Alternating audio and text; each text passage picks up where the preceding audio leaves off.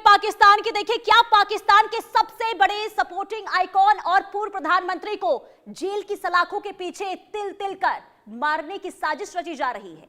जी हां, आज दुनिया के 14 महान क्रिकेटर कप्तानों ने पाकिस्तान की सरकार और फौज के जुल्मों के खिलाफ युद्ध छेड़ दिया है। दरअसल सुनील गावस्कर और कपिल देव समेत दुनिया के दिग्गजों ने हुकार भरी है कि इमरान खान के साथ जेल में हो रहा बर्ताव अब बंद करना ही होगा। इमरान की आंखों की रोशनी 85% तक चली गई है, लेकिन फौज के जनरल मुनीर और उनके हुक्मरान उन्हें तड़पाने में कोई कमी नहीं छोड़ रहे हैं। आज हम पर्दाफाश करेंगे उस डेथ सेल का जहां एक कौमी हीरो को खत्म करने का पूरा प्लान तैयार हो रहा है। लेकिन सबसे पहले आपको रिपोर्ट दिखाते हैं।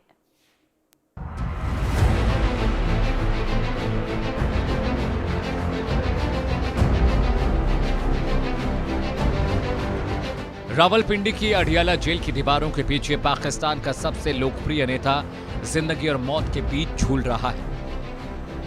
इमरान खान, जिन्होंने 1992 में पाकिस्तान को विश्व विजेता बनाया था, आज अपनी आंखों की रोशनी खो रहे हैं। लेकिन अब इमरान अकेले नहीं है। भारत के महान क्रिकेटर सुनील गावस्कर और कपिल देव समेत दुनिया के 14 कप्तानों ने पाकिस्तान सरकार को ललकारते हुए चिट्ठी लिखी है। इन दिग्गजों ने मांग की है कि इमरान को फौरन इलाज दिया जाए। ये सिर्फ एक मेडिकल रिपोर्ट नहीं है, ये जनरल आसिम मुनीर के चेहरे पर अंतर्राष्ट्रीय क्रिकेट जगत का वो तमाचा है जिसने पाकिस्तान की फौज को दुनिया के सामने बेनकाब कर दिया। गावस्कर, कपिल समेत 14 कप्तानों का joint letter, Allan Border, Steve Waugh और माइकल एथर्टन भी शामिल। निजी डॉक्टर से इलाज के लिए जेल में निष्पक्ष व्यवहार की मांग। दावा, आंखों की रोशनी 85% खत्म, जेल की हालत भयावह, स्पोर्टिंग आइकॉन के साथ अपराधी जैसा बर्ताव बंद हो। लेकिन सवाल यह है कि आखिर जनरल आसिम मुनीर को इमरान खान से इतना डर क्यों लगता है? क्यों एक 73 साल के बुजुर्ग को डेथ सेल यानी फांसी की कोठरी में रखा गया? क्या इसलिए कि इमरान खान ने पाकिस्तान को अमेरिका की गुलामी से बाहर निकालने की जरूरत की? क्या इसलिए कि वो भारत की स्वतंत्र विदेश नीति के मुरीद थे और चाहते थे कि पाकिस्तान भी अपनी संप्रभुता से समझौता ना करे? बस यही बात फौज के आकाओं और उनके विदेशी पिट्ठुओं को चुभ गई। आज इमरान को दांतों के डॉक्टर तक नहीं ले जाया जा रहा, खून की जांच नहीं हो रही। ये इलाज में लापरवाही नहीं बल्कि धीमी मौत की साजिश है। 73 साल के इमरान को डेथ सेल में रखा गया। निजी डॉक्टर्स और परिवार से मिलने पर पाबंदी, 2 साल से डेंटिस्ट तक को दिखाने की इजाजत नहीं। भारत की आजाद नीति की तारीफ बनी काल, जनरल मुनीर बने विदेशी हितों के मोहरे। आज पाकिस्तान एक प्रॉक्सी स्टेट बन चुका है जहां लोकतंत्र का गला घोटा जा चुका है। एक तरफ जनरल मुनीर की फौज है जो अपनी सत्ता बचाने के लिए किसी भी हद तक गिर सकती है, और दूसरी तरफ पाकिस्तान की वो आवाम जो अपने कप्तान के लिए सड़कों पर उतरने को बेताब है। अब सबकी नजरें पाकिस्तान के सुप्रीम कोर्ट पर टिकी है। पूरी दुनिया उम्मीद कर रही है कि जब भी सुप्रीम कोर्ट अपना फैसला सुनाएगा, वो पाकिस्तान के इस महान खिलाड़ी और नेता को इंसाफ जरूर देगा। क्या अदालत जनरल मुनीर के दबाव को ठुकरा कर इमरान को अस्पताल भेजने की हिम्मत दिखाएगी? अगस्त 2023 से कैद में है नया पाकिस्तान के नायक। सुप्रीम कोर्ट में आखिरी उम्मीद, क्या मिलेगा इंसाफ? मुनीर का डर, इमरान बाहर आए तो उखड़ जाएगी सत्ता। अंतर्राष्ट्रीय दबाव, क्रिकेट जगत ने खोली पाकिस्तान की पोल। न्याय की आस, क्या कोर्ट बचा पाएगा इमरान की जान? इमरान खान की आंखों की रोशनी भले ही कम हो गई हो, लेकिन उनके जेल जाने से पाकिस्तान की आवाम की आंखें खुल गईं। गावस्कर और कपिल देव जैसे दिग्गजों का साथ आना बताता है कि खेल की दीवारें सरहदों से बड़ी हैं। अब पाकिस्तान सरकार को जवाब देना होगा। क्या वो इमरान को एक पूर्व प्रधानमंत्री का सम्मान देगी या फिर इतिहास उसे एक महान खिलाड़ी के कातिल के रूप में याद रखेगा? इमरान खान का मामला अब सिर्फ पाकिस्तान का अंदरूनी मामला नहीं रहा, ये अब एक ग्लोबल मुद्दा बन चुका है। जब क्रिकेट के भगवान कहे जाने वाले खिलाड़ी किसी नेता के लिए चिट्ठी लिखे तो समझ लीजिए कि मामला बेहद गंभीर है। जनरल आसिम मुनीर को यह समझना होगा कि बंदूकों के दम पर आवाम का दिल नहीं जीता जा सकता। अब गेंद पाकिस्तान की अदालत और सरकार के पाले में है। हम उम्मीद करते हैं कि सुप्रीम कोर्ट का जो भी फैसला आएगा वो इमरान खान को वो न्याय दिलाएगा जिसके वो हकदार हैं और पाकिस्तान को इस अंधेरे से बाहर निकालेगा। Bureau report, India news.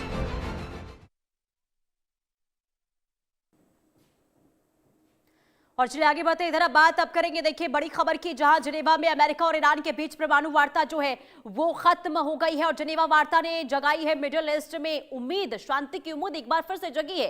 दरअसल अमेरिका ईरान के बीच 3 घंटे तक बैठक चली और अमेरिका के साथ अप्रत्यक्ष बातचीत हुई है। यह अब्बास अरागची ने कहा है, विदेश मंत्री हैं और उनकी तरफ से यह प्रतिक्रिया सामने आई है। यूएस के साथ रचनात्मक माहौल में चर्चा हुई है, यह अरागची की तरफ से कहा गया है। ईरान के पास आगे बढ़ने का सकारात्मक रास्ता है। वार्ता के अगले दौर के लिए तारीख जो है वो अभी तय नहीं हुई है, यह भी जानकारी दे दी गई है। लेकिन आपको बता दें कि जिनेवा वार्ता पर अमेरिकी वाइस प्रेसिडेंट जेडी वेंस माफी चाहूंगी, तेहरान के साथ साथ डिप्लोमेसी चाहते हैं और इसी बीच ईरान को न्यूक्लियर वेपन हासिल करने से अगर रोकेगा तो अमेरिका के पास सभी विकल्प इस वक्त खुले हुए हैं। ये बड़ी खबर इस वक्त हम आपको बता रहे हैं, जहां इस वक्त एक तरफ देखिए अमेरिका और ईरान के बीच तनातनी बनी हुई है, लेकिन दूसरी तरफ हमने देखा था कि जिनेवा में जिस तरीके से बातचीत हुई और तकरीबन 3 घंटे ये बातचीत चली और इसके बाद विदेश मंत्री की तरफ से बयान सामने आया है और ये कहा गया कि देखिए जो बातचीत हुई है, जो मीटिंग हुई है वो सकारात्मक रही है। लेकिन दूसरी तरफ देखिए अमेरिका के जो विदेश मंत्री हैं उनकी तरफ से भी प्रतिक्रिया सामने आई और तमाम तरीके से प्रतिक्रिया जो इस बैठक को लेकर देखने को मिल रही है, इस पर तमाम जानकारी आपको देंगे कि जो बैठक हुई, बैठक के बाद आखिर किस तरीके से हलचल दोनों देशों के बीच देखने को मिल रही है। हर एक अपडेट आपको आगे इससे जुड़ी हुई देते रहेंगे। बहरहाल आगे बढ़ते हैं। इधर देखिए कहते हैं कि जो दूसरों के घर जलाने के लिए आग सुलझाता है, एक दिन उसी की बस्ती उस आग की लपटों में राख हो जाती है। पाकिस्तान के लिए आज ये कहावत हकीकत बन चुकी है। दरअसल जिस आतंक को उसने भारत के खिलाफ हथियार बनाया, जिस आतंक की फैक्ट्री को उसने दशकों तक खाद पानी दिया, आज वही भस्मासुर बनकर उसे ही निगल रहा है। इसी से जुड़ी आपको रिपोर्ट भी दिखाते हैं कि आखिर इस वक्त पाकिस्तान के अंदर स्थिति आतंक के लिहाज से क्या बनी हुई है।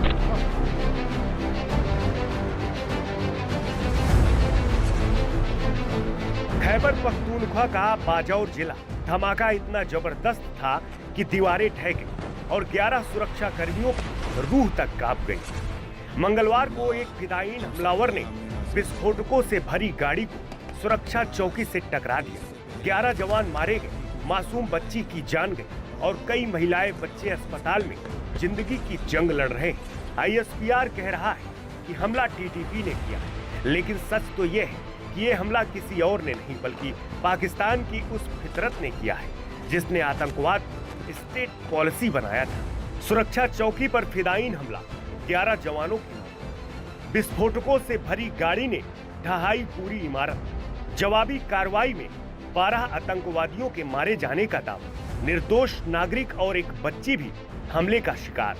TTP पर हमले का सीधा आरोप।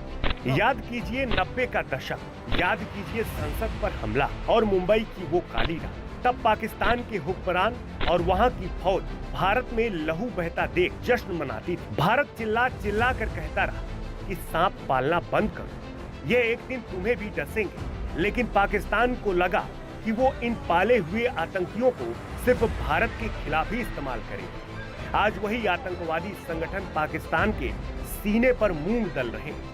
उसने दूसरों के घर जलाने की कोशिश की। आज उस आग को बुझाने वाला पाकिस्तान में कोई नहीं बचा है। 90 के दशक से भारत में आतंक फैलाने की साजिश, मुंबई, संसद और उरी जैसे हमलों का मास्टरमाइंड पाकिस्तान। भारत की चेतावनी को हमेशा अनसुना किया। आज पालतू सांप ही पाकिस्तान को डस रहे। आतंक की फैक्ट्री में धमाका बुझाने वाला कोई नहीं। आज पाकिस्तान की हालत ये है कि वहाँ आम आदमी दाने दाने के लिए मोहताज है।